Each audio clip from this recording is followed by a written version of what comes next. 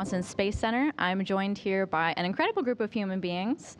To my left, we have Konstantin Borisov, Jasmin Moghbeli, Andreas Mogensen, Satoshi Furukawa, and Laurel O'Hara. So we've got an exciting press conference coming up. We'll be taking questions here in the room, on social media using hashtag AskNASA. And if you're joining us on our phone line, go ahead and press *1 to answer our question queue, or *2 to kind of lower your virtual hand if your question's already been asked. I've got my social media questions here, so keep your Ask NASA questions coming at any time. So we're here to talk about this awesome crew, Crew-7, and of course Laurel O'Hara joining us today as well. Crew-7 is launching August 17th at 5:56 a.m. Central Time, 6:56 a.m. Eastern, 3 minutes after sunrise. And they'll arrive at the space station on August 18th, about 20 hours after their launch. And Laurel's launch will be September 15th at 10:44 a.m. Central Time. We're here to talk about their mission before they go up to space. We have a lot of exciting things happening, including Andreas becoming a station commander in late September, taking over from Sergei Prokopyev. I'm actually going to toss over to Andy for some opening remarks. Thank you, and welcome to everyone to this Expedition 70, Crew-7 and Soyuz press conference. We've got 5 out of 7 Expedition 70 crew members. We are incredibly excited to be in the final stages, very, very final stages for Crew-7. We have a couple days to go before we enter crew rest and then quarantine prior to our launch on August 17th. And then, of course, about a month after we launch, we look forward to the arrival of Laurel and her 2 crewmates to the International Space Station and the start of Expedition 70, which will be a very exciting and very busy increment on board the space station. We have a lot of exciting scientific research and technology development projects that we look forward to for the 6 months, close to 6 months that we will be on board the space station. And we look forward to taking your questions today. Thank you, Andreas. Let's get to those questions. So why don't we start here on the phone with Marcia Dunn.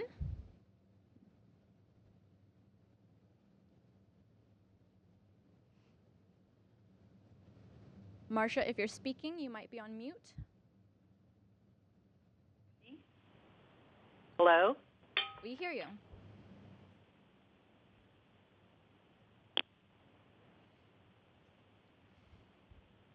Marcia?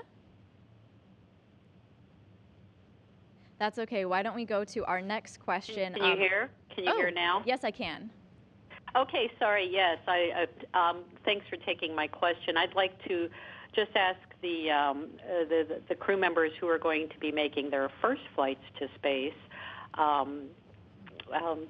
Tell me about what led to this, how excited you are, and what you're looking forward to about the space flight. Anything that can just give us a look into your mind and your hearts as you're about to go off on this endeavor. Thank you.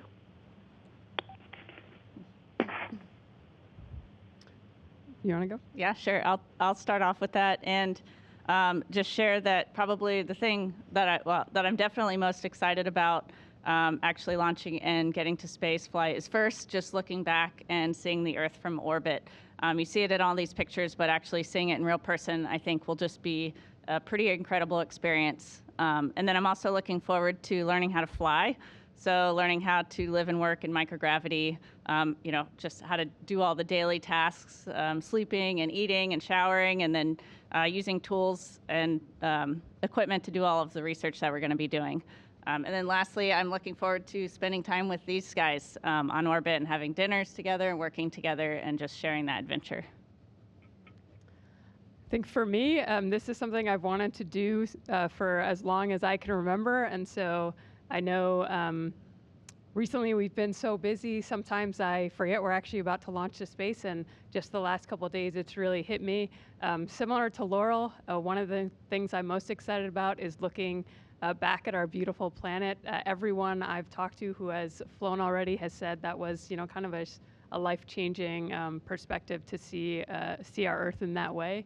And also to floating around in space, it seems really fun. We've done flights where we get to do that for half a minute or so, but to live like that for about half a year, I think will be incredible. Yeah, likewise to that, I can join the same feelings. Like, I want to experience weightlessness, look at the planet Earth from above. It hasn't hit me yet, which I'm a bit surprised. I know with my brain that we are going to space, but the thing is that like the training has been so intense and so hard that like it is not psychologically hitting me yet. I'm waiting for that moment. Maybe it happens when we see the rocket or we walk towards the rocket. I'm really looking forward to that. And also I'm looking forward to coping with all the tasks. This is a very interesting profession. You are preparing for something which you haven't tried yet, and you really want to do it well, but you don't know what it will be. So I'm really looking forward to the adventure, and I'm really excited and honored to do that with these guys. Thank you, Marcia, for your question. Let's now go to Robert Perlman with Collect Space. Thank you. For the members of Crew, excuse me, for the members of Crew-7, though this is not the first time, it's still pretty much a rarity to have 4 countries represented on one crew launching together. How has been your experience coming together as a crew and working as one unit? It's been incredible. This was something when I first found out I was flying on Crew-7, I knew it was a possibility for this to be an all-international crew. It was something I was really excited about, and each one of us have talked. It's something that is very special and important to each of us to just represent what we can do when we work together in harmony. And it's one of the things I think we're most proud of is what we represent by being an all-international crew. It's a great answer. Now we'll go to Clis Lazzarino with the Kansas Alumni Magazine. Hi, thanks for taking my call. Hi, Laurel calling from Lawrence. Everyone here is very excited about your upcoming flight. I saw on one of your few social media posts a comment from last February. You were back in Star City, and you commented that you were so excited to be back there.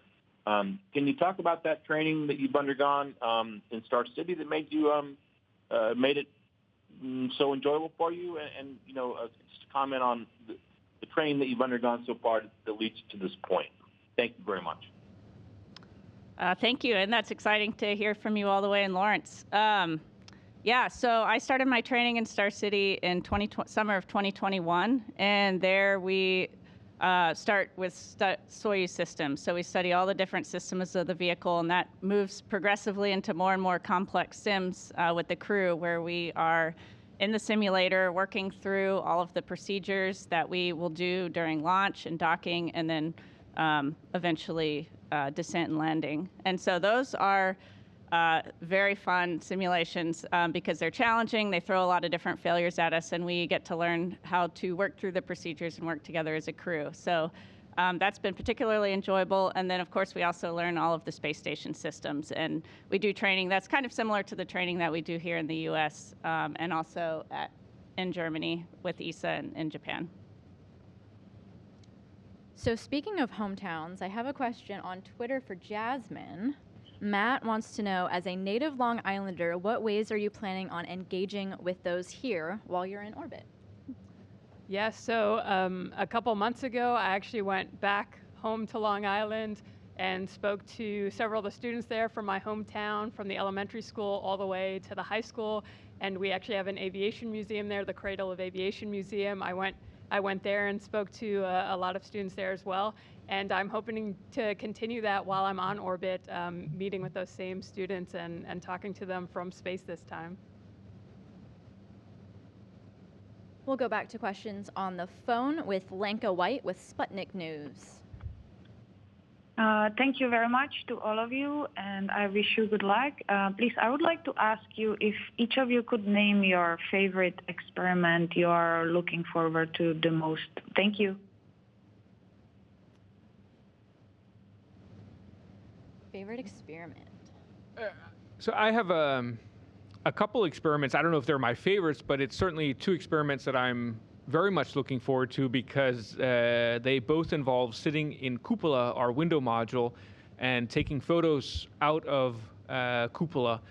And anytime you get to spend time, even working in cupola is a great time, because it really is an incredible place to look down at our beautiful planet, but also out into space. And so one of the experiments involves taking photos of giant lightning strikes, what we call blue jets and red sprites.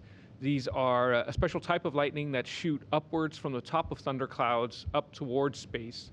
It's a continuation of an experiment I did on my first mission in 2015, where I filmed a blue jet pulsating in the upper atmosphere. And so there's a continuation of that. And then there's a second experiment to take pictures of the moon in order to measure Earth's albedo, so the amount of sunlight that the Earth reflects into space, which is an important parameter when we talk about modeling Earth's climate.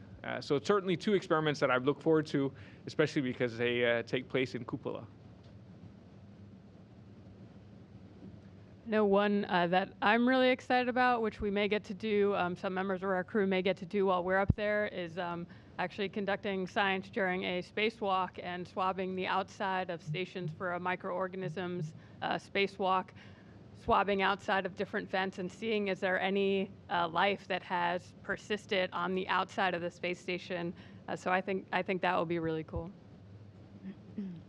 Speaking about those one or two experiments, one of the most exciting to me is the quail egg experiment. That's an experiment in which we are carrying a lot of quail eggs, around 30 of them, and we have a special incubator which has two chambers. In one, you have artificial G-force, another one is just a shelf, and every day you have to take care of those eggs, seeing that the conditions are fine, and each day you take one from each and send them to Earth. You fix them first, and then you send them to Earth, and that will tell us how it develops in space, and we'll be able to distinguish what are the effects of zero-G and radiation versus different conditions for quail eggs and development. And that's interesting because in the next generations of human space flights, we need protein, and quails are a good source of protein, so we might know how they develop in space and whether we can do that or not. That's an exciting thing in terms of science, and exciting experiment in terms of the way to conduct it. I think it's the hardest for me is ultrasound examination of internal organs. That's the one which took so much time training. Like me and Nikolai were trained, and Oleg as well, to do ultrasound to each other, and we'll do it on the first week, then after 2 months, and then we'll do it after we return home. And we'll see how our internal organs are changing throughout the long duration space flight. Go ahead. Okay, let me introduce a protein crystallization experiment under zero gravity. Under zero gravity, we can get better quality protein crystals. After bringing it back to Earth and analyzing it, we can know the 3D detailed structure of the protein crystals. And that the reaction site of a protein is just like a keyhole. And using a computer, you can find a key that best fits the keyhole, which is a candidate for new drug. So by doing this experiment, we can enhance the development of new drugs. I'm very excited. And one experiment that I'm really excited about, because I'll be very involved in it, because I actually am the experiment, is called CIPHER. And that is a relatively new medical research experiment that takes 14 different studies covering everything from bone and joint health to cognitive performance. So how I learn to how my brain learns to live and adapt in a 3D environment versus usual 2D environment. And so that's been super interesting. It's very new. All of the different experiments will share the data, and so hopefully from that kind of experiment, because they're also looking at astronauts throughout different mission durations from 3 or 6 month durations all the way up to 1-year missions, we'll be learning how the human body adapts to the microgravity environment, and that will help inform our future missions to the moon and beyond. We'll take a question on the phone line now from Will Robinson-Smith of Spaceflight Now. Yes, hi. Thank you for taking the time to take our questions today. If we can go back down the line, what's a personal item that you're looking forward to bringing on station with you, and why did you choose that one? Thanks.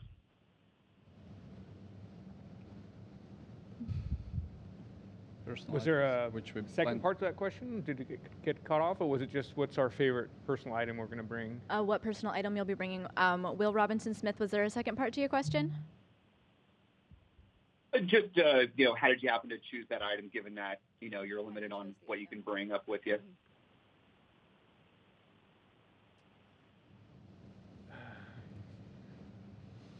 mean, I could start. I'm not bringing a ton of personal items. But I am bringing photos of friends and family. So I'm looking forward to just having those to be able to look at those and hang them up at my crew quarters and also take photos of them in the cupola.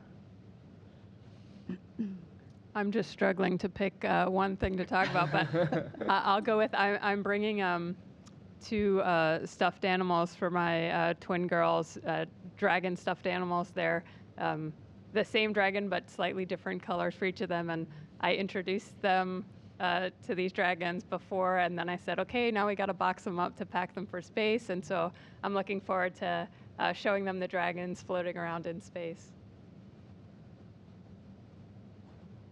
I have many items, of course, I think almost all of us have their friends and family photos, but I also have my son's first toy, which I want to bring to space and then return to him as a present. That's a big thing for me, to bring it, make photos, and then return it back for us to keep it as a family item.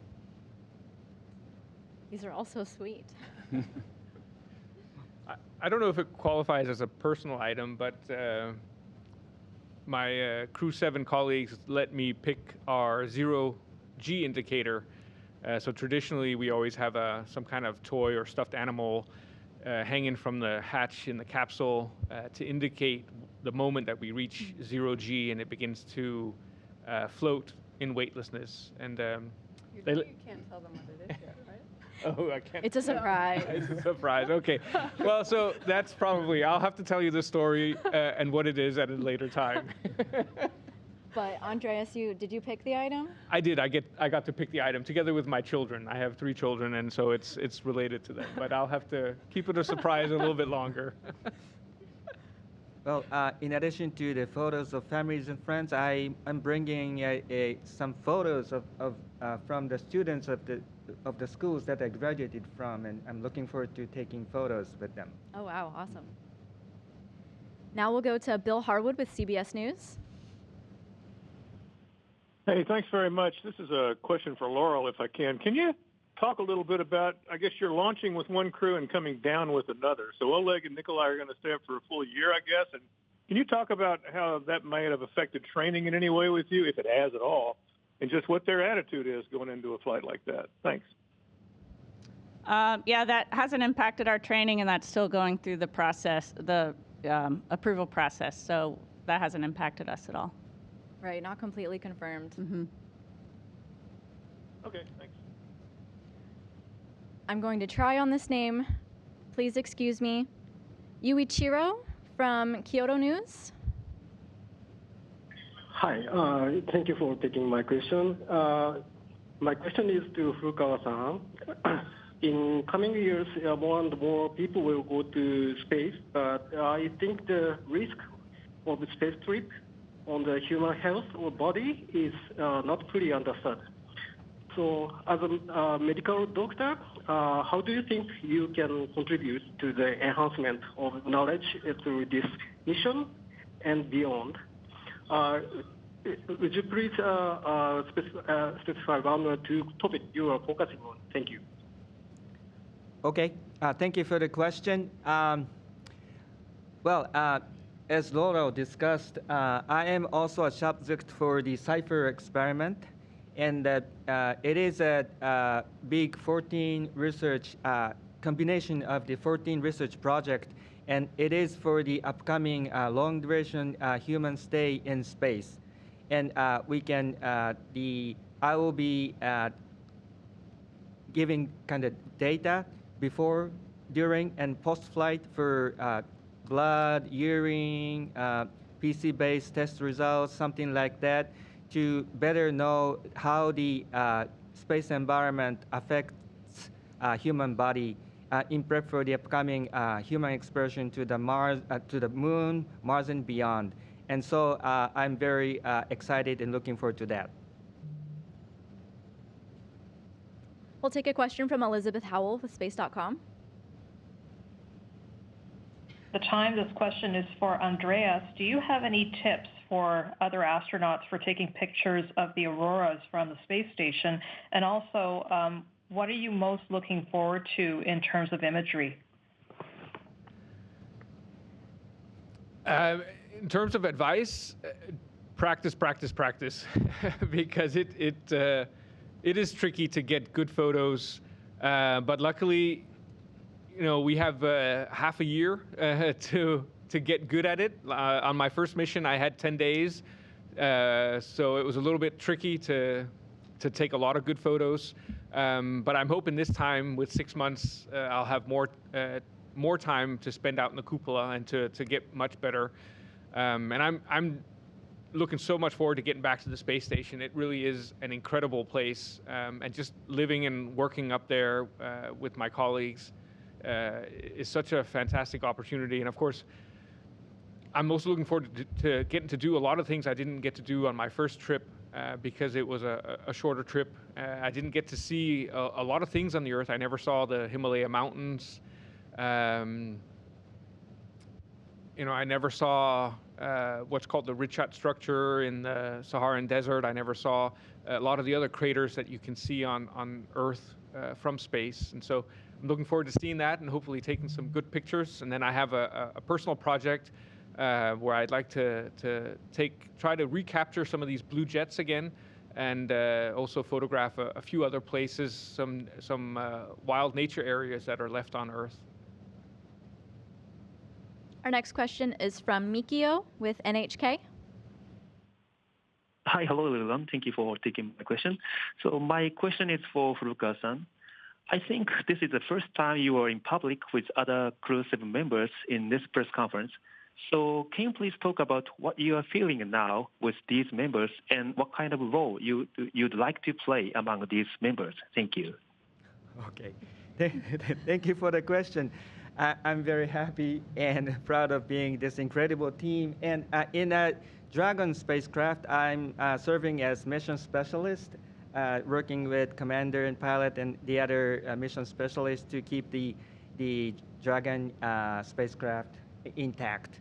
And when it comes to onboard the space station, I'm working as a flight engineer and conducting many scientific experiments and while keeping the space station in good status. We have a question from social media now from Andrew, who this might be for Crew-7, who wants to know, how do you deal with the long travel to the space station? Long travel to space station. My first flight to the space station in 2015 took 53 hours, so I think it's going to be hard to beat that. Anything below that, and I'm going to be happy. We'll switch back to the phone line with Manuel with Exploración Espacial. Thank you. How are you? You just answered my question a few minutes ago regarding the personal items that you're carrying with you. But now I'm curious how the process works. Are you giving an X amount of weight and you can carry whatever you want, not passing that weight, or is it depending on the amount of items? And if the process is the same when you launch from Russia or with a Soyuz or from the US? Thank you. I think it's similar for Russia and for United States commercial vehicles. We are allocated some weight, and we have rules of things which we can and which we cannot take. Like there are things which are breakable. We cannot take glass. We cannot take batteries. We cannot take personal electronic devices. And the rest, like if you read the rules, you are pretty sure about what you can, what you cannot. It's similar to what you could take aboard the plane to your hand luggage. And we allocated personal, like one bag. Each of us can fit up to 1.5 kilos of weight, sometimes more, and I think it's similar for Soyuz, isn't it? Same. And we had actually to prepare the list of things long in advance. Like mine was ready in April because it had to be checked and sanitized and then checked again and then brought here. So we are talking about something which has already passed and been packed, and we hope to take that out when we come aboard. Next, we'll go to David Curley with the Discovery Channel. Very much. Jasmin and Laurel, you're going to be spending a lot of time together on station. You're getting there very different ways, so your training has taken you apart, and you'll be coming back together on station. Have you done anything during training in your separate locations to stay in touch and set a plan for your stay on station? Yes. So as you probably know, Laurel and I were classmates together. We were selected at the same time, so we're very good friends. And it's been interesting because a lot of times we've been on opposite sides of the world, so it's been difficult to meet up. But more recently, we've spent more time in the same country, and we spent some time in different countries other than the States together during our training. And so we both keep in touch, via text and call, just like everyone else, and also when we are in the same country, trying to spend time together. Our next question comes from social media for Konstantin. It's a bit of a two-part question from Radio Negative Particles. Do you plan on going on Russian spacewalks? And do you know if there will be any joint ESA-Roscosmos spacewalks like the Cristoforetti-Artemyev spacewalk? Yeah, I know.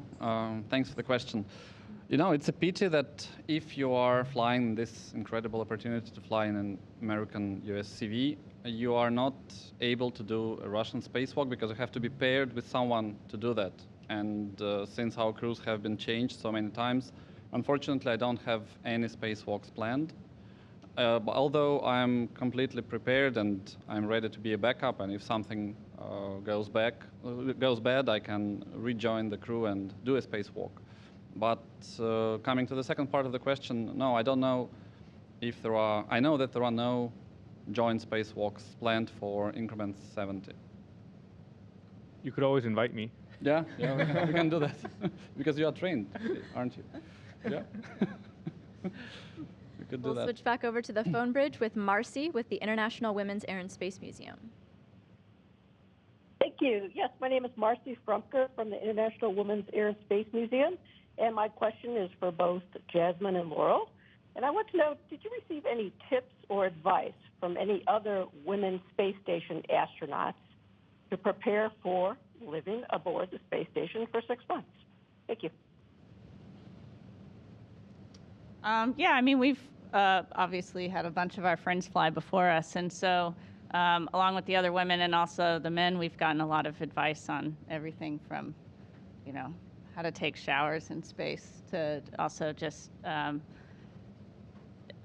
to take photos in space. Yeah, I think to second that, I think often the advice, we learn a lot in our classroom environment, but a lot of advice that we're getting from our friends who have flown before us is often around the day-to-day living stuff and things you just don't think about when you're used to working in a 1G environment here on Earth. You don't think about how hard it will be to just do simple things like fold a cloth or wash your hair or go to the bathroom, or the basic just daily things is probably what I've gotten the most advice about.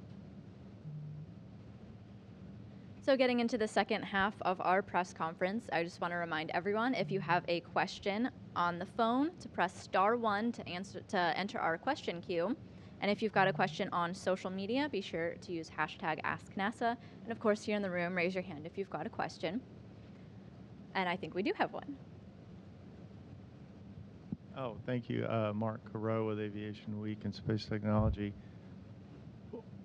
What should the people on planet Earth see in the diversity of the crew that's launching on Crew-7, but also living and working hard on the space station and the commitment to be there 6 months, possibly more? I just wonder what you kind of And I don't know which person to ask, because anyone would be great. I'm just sort of wondering what you think that message is back to us. What do you think? I mean, I could, when I launched on my first mission in 2015, as we were approaching the space station and getting ready to dock, when we were 20, 30, 40 meters away, and I looked out the window, that was the first time I really understood what an incredible machine we have built in low Earth orbit, and what an incredible laboratory and workplace it is. It's really, really impressive to see the International Space Station as you're approaching it. And it just reminded me of what we have achieved together through our international cooperation. And I think if there's something, one lesson that we've learned through the international partnership is how important that cooperation has been, and how much we can actually achieve together when we work together. We have another question here in the room. Go ahead. Hi, Behnud Mokram from VOA Persian. Congratulations to all of you guys. My question is for Jasmin. Jasmin, you are a role model for many Iranian women. You are a fighter, someone who follows her dreams. As you know, Iranian women are fighting for freedom, gender discrimination, and justice right now in Iran. I know you follow women life freedom movement closely. What is your message for Iranian women? I appreciate that. Yes, I've been very lucky in my life to have the opportunities I have had, and while it's taken a lot of hard work to get to where I am, I didn't have certain barriers that unfortunately others, whether it be in Iran or other parts of the world, have had. And I've been really inspired by the fact that the women and men in Iran are fighting not just for themselves, but for those who come after them. And I hope to see a day when the same opportunities I've had are open for anyone else who wants to put in the hard work and effort, and that there are no barriers in place preventing them from doing so. Our next question comes from social media for Andreas. How did the training for the Soyuz and Dragon differ? Oh, that's a good question. I mean, Soyuz and Dragon are two very, very different spacecraft, principally because one, Soyuz, was developed in the late 60s and early 70s, and Dragon was developed in the last 10 years. And so the concept of operations is very, very different. Soyuz has, in the past at least, relied on ground stations for radio communication, which means that for maybe half of the flight, the astronauts on board Soyuz have to be independent. They have to be able to work independent, which means that any problems that arise during flight, they have to be able to solve on their own. And so it requires an incredibly intricate knowledge of all the systems on board Soyuz. With Dragon, thanks to the TDRS and the ground station network that SpaceX utilizes, we have almost 24-hour radio communication with mission control in Hawthorne, which means that SpaceX has a team of engineers and experts sitting at the consoles ready to support us in case anything happens. And so really, if problems arise, then we always have the expertise of SpaceX available to help us troubleshoot. And so it means that we don't have to be quite as independent as astronauts on Soyuz. So this question from social media was actually asked twice by Abdullah and B, who want to know what some of the major tasks are that each crew member is going to be completing.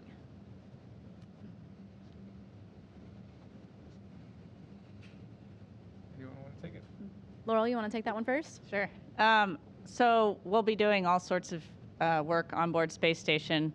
We have over and on any expedition, there's over 250 science experiments going on both inside and outside Space Station. One of the things that I'm most excited about, because it's also a hobby of mine on the ground, is just fixing things that break. So whether it's the toilet or our galley, we're the onboard technicians that get to fix all those things, working with the engineers on the ground. And so that's one aspect of our work that I'm really excited about. Did anyone else want to chime in with any tasks, or do we want to move on? Well, I would agree with Laurel. My first mission in 2015 was a short 10-day mission, and I was able to concentrate exclusively on science and technology development. This time, because I'm going to be there for half a year, I also have to participate in all the other activities that are required to maintain the space station. So that's maintenance and repair of all the systems. It's logistic work, emptying all the cargo vehicles that arrive, packing them with trash, potentially also working with the space station robotic arm, and perhaps even a spacewalk. So there's a lot of other opportunity, or a lot of other work that I'll hopefully have an opportunity to perform this time. Thank you, Laurel and Andreas. We have a question here in the room up front. Hi, everyone. You're going to be on the space station at a really exciting time where you will get to celebrate some holidays. So I would love to hear any plans you have for celebrating or how you'll connect with family and friends back home. I can say, so in my household, we celebrate both Christmas and Hanukkah. So I've brought some items for both to celebrate with my family. I've got a Christmas ornament with a picture of the four of us together, and also my husband and little girls helped make a felt menorah with lights for each night that I can pin on to celebrate with them. So I'm excited to do that. I think the biggest celebration for us would be around New Year, like Christmas and New Year. I have a few thoughts I don't want to share with the guys because those are surprises, but I think we'll do some crazy stuff around those days, like 25th of December and 31st of December. We cannot wait to see it, especially the first sunrise of the Earth on New Year's. That's always so popular to see. Mm-hmm. Our next question on social media is, what food are you looking forward to eating in Zero-G? And I'll add my own spin for our international partners if you'll be sharing some of your special treats. I'd say one of the bonuses of having such an international crew is the fact that we have a tradition of bringing food from our home countries. Most of the food is either American or Russian, but when a Japanese, a European, or a Canadian astronaut flies, we have a tradition of bringing some food with us from our home countries. And so I think both Satoshi and I will be bringing some food from our home countries to share with the rest of the crew. And I will say, I have also, I won't say what, but I have brought some Persian food to share with you all. So excited to share that. I'm just excited that we have so much food. Like, we have over, we spent, I think, 8 days tasting food altogether, both in Russia and here. Mm-hmm. It's so many dishes. I think there are more than 400 things which you could combine them in any way possible. And that's a unique situation in our crew flights to space, because it hasn't been the case like 50 years ago. And I think that when we go to the moon and beyond and to Mars, we won't have that variety of food. So we are excited that food is what will provide a lot of interesting emotions and feelings. And also, my friends tell me that tastes change in space. So whatever we think we might want now might change a lot during the flight. So it's exciting, just like as a first flyer, everything is exciting, but the food part is also, I'm very curious how it works. And also my personal thing, answering the previous question, I really think that we should share what's happening to you in the flight, and I'm trying to do that as much as possible through like social media and stuff, because like those first days and first weeks and first months of everything, like psychological things, physiological things, like human interaction, how you cannot do stuff and then 1 month later you've make fun of what you couldn't do like 1 month ago. That's all very exciting. Maybe just once in a while we're lucky that there's an overlap between food and science. One of the science experiments we'll be doing is growing tomatoes in space, and if the ground teams, the flight control team, they're really nice, maybe they'll let us eat some of the tomatoes, and so I'm hoping for that at least. That would be nice to get some fresh fruits and vegetables in space. This has been my favorite question. Thank you for asking that on Twitter. We do have a question up here in the room. Hi. So, as a team and individually, how have you prepared emotionally and mentally for the challenges of spaceflight?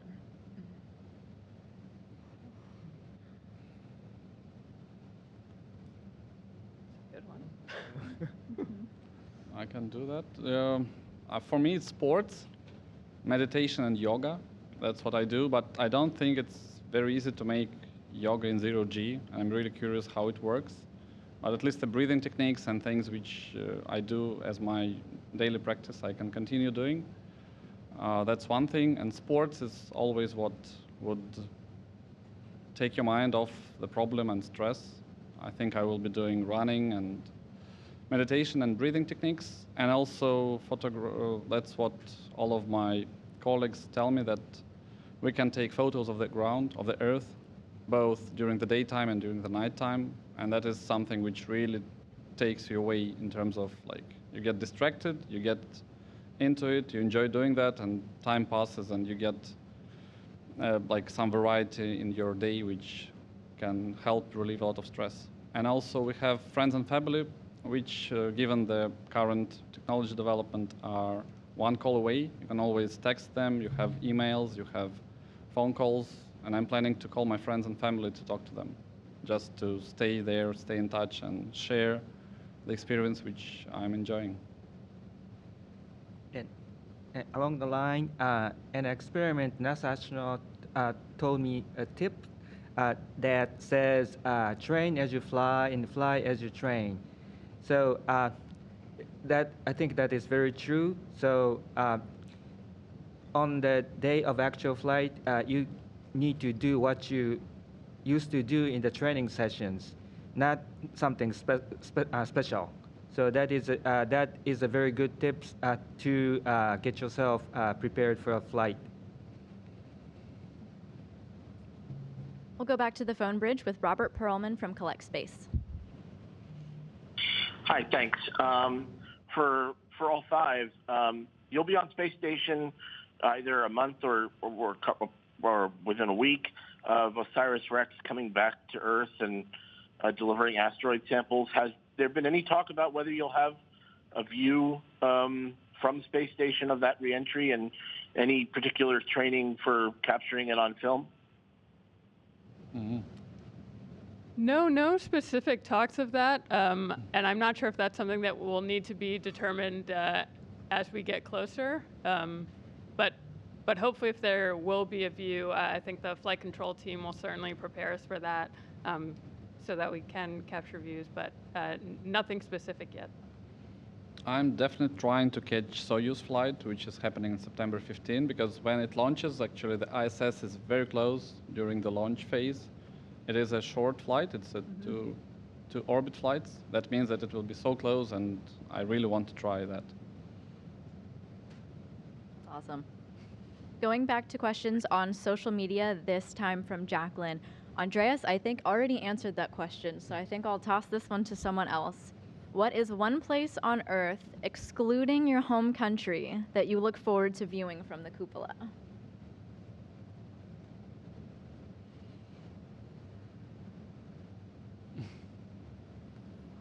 It's okay, you can think about it. Is it to everyone? To anyone, yeah. To me, it's Egypt. I really like South Sinai. That's the place where I spent so much time doing freediving. That's where I met my wife. That's where we had so many nice time together. And it's always, like, there are 330 Sundays during the year. So it means that you can take photos almost every day. And there are nice places. I want to take pictures of the Red Sea in that area between, it's called the Aqaba Bay. And also there are interesting mountains in the center of Sinai Peninsula. I just love those places. I know them. It's like a second home to me. And I want to take photos of those places and see how they look from space. Anyone else want to chime in on that one? What are you looking forward to seeing from the cupola? Well, tropical islands like Ooh, okay. Bahama or Pacific Oceans, really beautiful. We look forward to the photos. I'll do one last call for questions here in the room. All right, hearing none. Well, to conclude today's press conference, thank you to Crew-7 and Laurel O'Hare for joining us here today. Crew-7's first on deck, launching August 17th at 5:56 a.m. Central Time, 6:56 a.m. Eastern. You can continue to follow their mission as they get ready to go to space, as well as their time on the International Space Station on their social media accounts, as well as at Space Station, as well as our International Space Station blog. We look forward to continuing to get your great questions as they go throughout their mission. Thank you for joining us.